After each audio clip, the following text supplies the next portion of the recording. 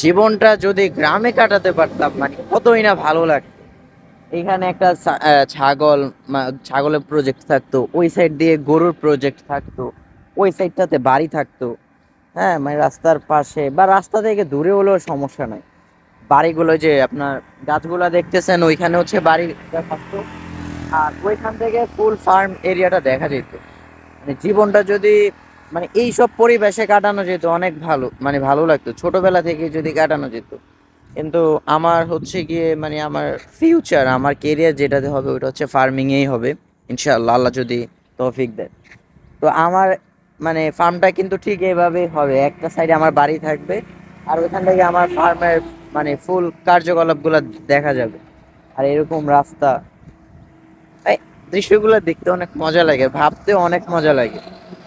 আপনারা শহর ছেড়ে অবশ্যই গ্রামে আসবেন। গ্রামে ভাই এই যে এগুলা না, এগুলা সব হচ্ছে মানে টাকা। আমি দেখতেছি টাকা, বাট এগুলা আপনারা দেখতেছেন ঘাস। বা আমার আর আপনার মানে যে চিন্তা ভাবনার তফাতই হচ্ছে এখানে।